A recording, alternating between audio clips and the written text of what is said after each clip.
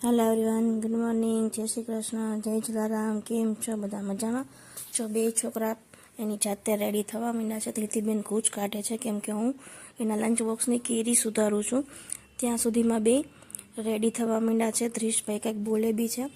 તો જો આપણે લંચ બોક્સ રેડી છે અને હવે આપણે બેયને રેડી કરી દઈશું કેમ કે પહેલાં ધ્રીશને મોકલશું, એની બસ આવી જાય છે અને પછી ધીતીબેનના હેરકોમ કરી દઈશું. તો ચલો પહેલાં બેયના લંચ બોક્સ પેક કરી દઈએ અને પછી જોડે જોડે ધ્રીતીને રેડી કરી દો. લગભગ જોડે જ નીચે ઉતરી જાય છે બંને, ત્યાં સુધીમાં ધ્રીતી બી રેડી થઈ જાય છે.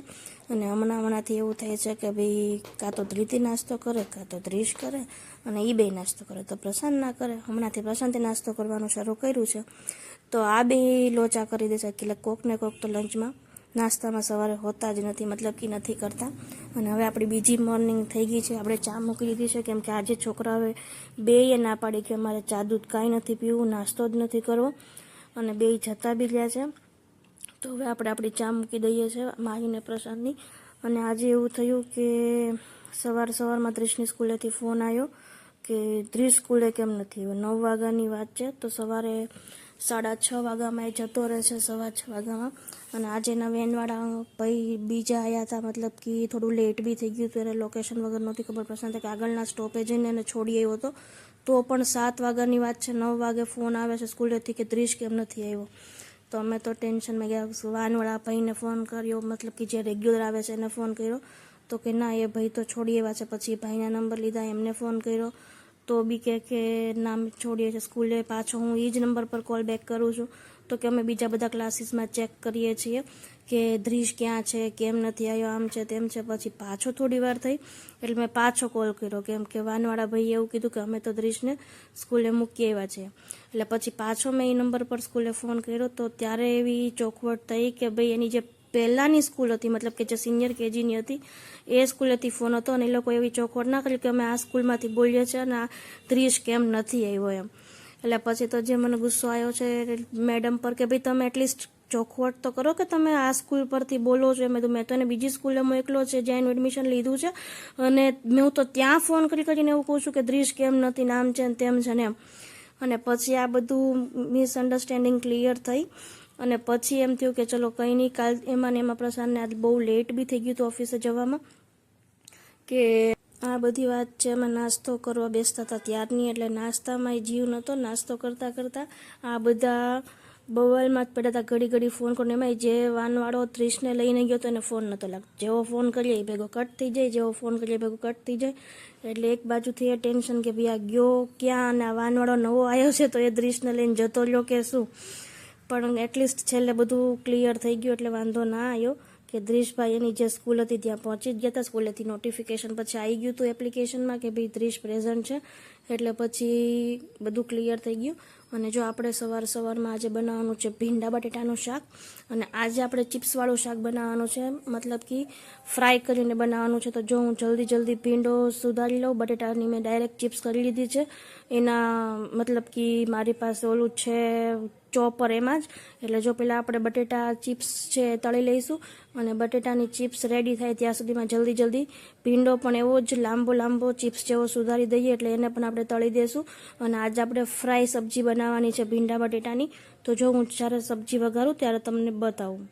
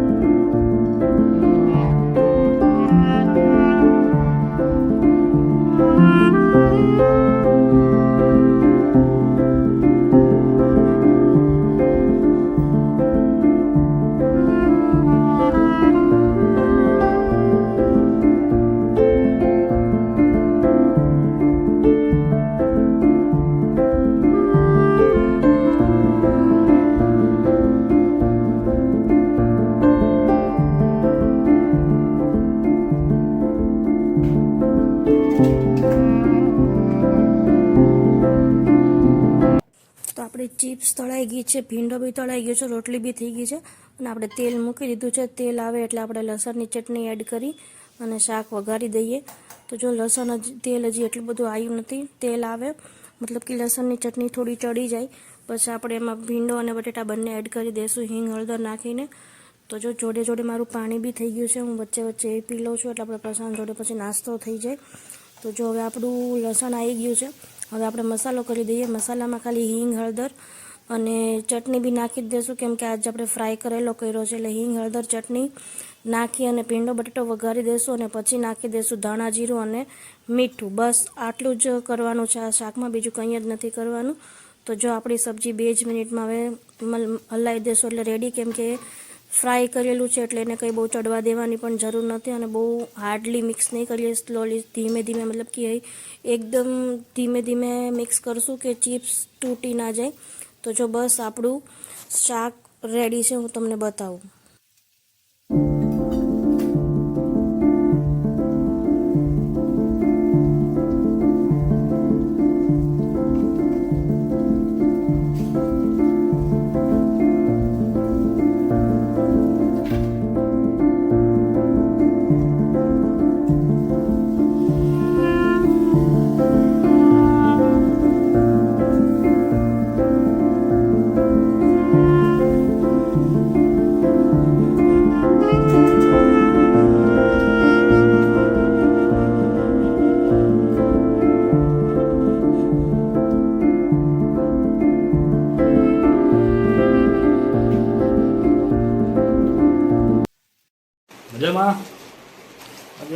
સવારમાં લાઈટ જતી રહી એટલે અમારે છે ને જો આ પંખાની લાઈન આપણે અહીંયા લાંબી કરી છે કેમ કે અહીંયા છે ને નથી આપણે ઇન્વર્ટરનું કનેક્શન આપ્યું ને પ્રશાંત.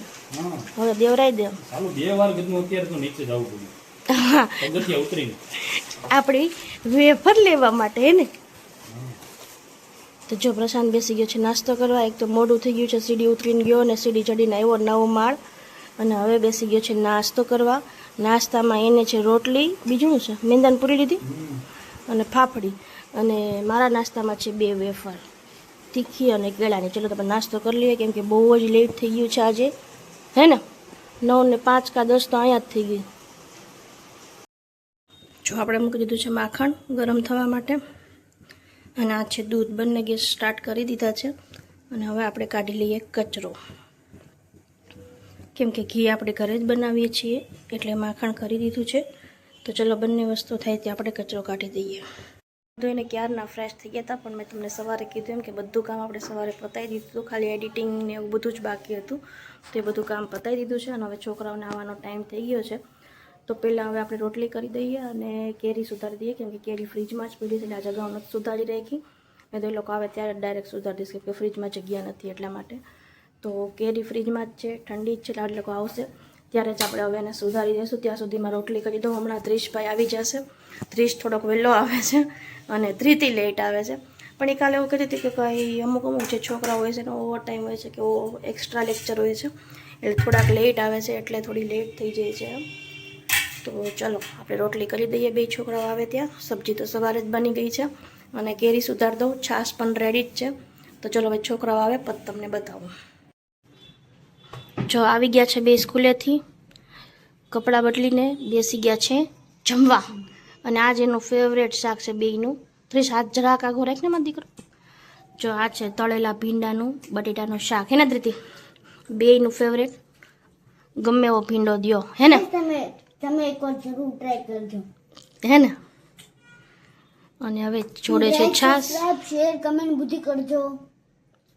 અને હવે આપણે કેરી સુધારવાની છે. 2 જમે ત્યાં કેરી સુધારી દઈએ, બરાબર ને ધૃતિ? આજે જમીને ખાવી છે બેને એટલા માટે. 6 વાગી ગયા છે. આપણે ઉઠીને નાસ્તો કરી લીધો છે. નાસ્તામાં આજે છોકરાઓને મેં એક બનાના ખાધું, એ લોકોએ ચોકોપાઈ ખાધી. મારે ગુરુવાર છે એટલે આપણે ચોકોપાઈ બી ખાલી બનાના જ ખાધું છે. અને જો આપણે બટેટા મૂકી દઈએ છીએ બાફવા. મીઠું નાખ્યું છે, બાફવામાં જ મીઠું એડ કરી દઉં છું બધી વસ્તુમાં. અને અહીંયા જો આપણે સાબુદાણા પણ પલાળી દીધા છે. હવે આપણે જમવાનું બનાવશું ત્યારે મળીએ, યા તો પ્રશાંત હમણાં આવે ત્યારે મળીએ. 8 વાગી ગયા છે અને હવે આપણે જમવાની પ્રિપેરેશન થવા માંડી છે. આ છે આદુ મરચાં, એની પેસ્ટ કરી દો અને પછી તમને બતાવું આપણે શું બનાવીએ છીએ. હવે આપણે કરી દઈશું સિંગદાણાનો ક્રશ, મતલબ કે ભૂકો. અધકચરા કરશું, સાવ ભૂકો નહીં કરીએ. અને બધું રેડી કરી લીધું છે. બટેટા પણ બાફી લીધા હતા સાંજે પહેલાં. તો હવે મસાલો કરી દઈએ આપણે. તો શું એડ કરવાનું છે હું તમને બતાવી દઉં. પહેલાં આદુ મરચાંની પેસ્ટ, સિંગદાણાનો ભૂકો, અધકચરા પીળા છે પલ્સ મોડ પર,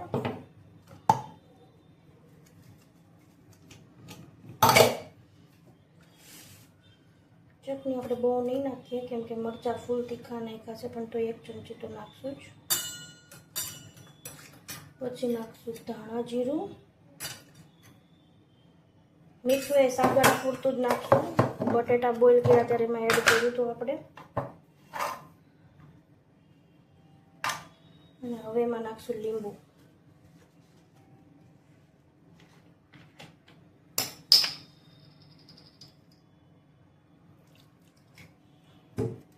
અને થોડીક એડ કરી દઈશું ખાંડ.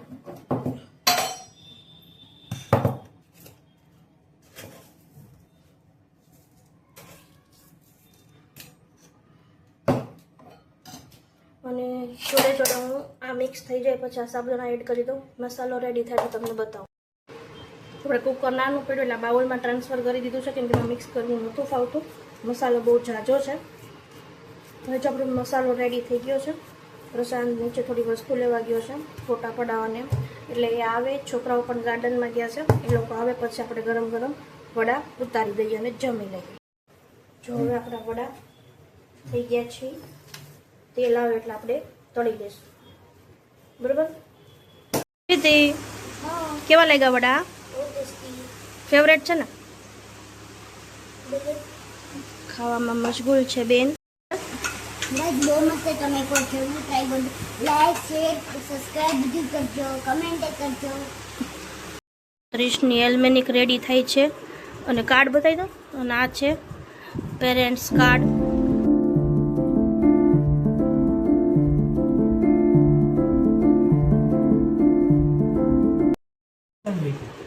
એને બિચારાને એવું જ આવડે. જેને આવડે એટલું લખો. સિગ્નેચર પેલા સિગ્નેચર કર નહીં. તો સિગ્નેચર તેમાં કરવાની જોઈએ ને, રોજ રોજ કરવાની હોય. મારા કોઈ જગ્યાએ દી હે? હા એટલે તો આપણે રોજ કરવા માંડી. પણ ગયા વખતે કેટલા પેજમાં કરી હતી તારી કોલિંગમાં. તું હાથે કરી નાખી હતી મારી સહી, સમજાઈ ગયું? પછી મારામાં કરી છે પણ આ કાયમ હોય તો બટા કેટલા દિવસ? તો રોજ કરવાની એમ. આ દિલજી તો હું મારી હાથે કરી લઈ છે.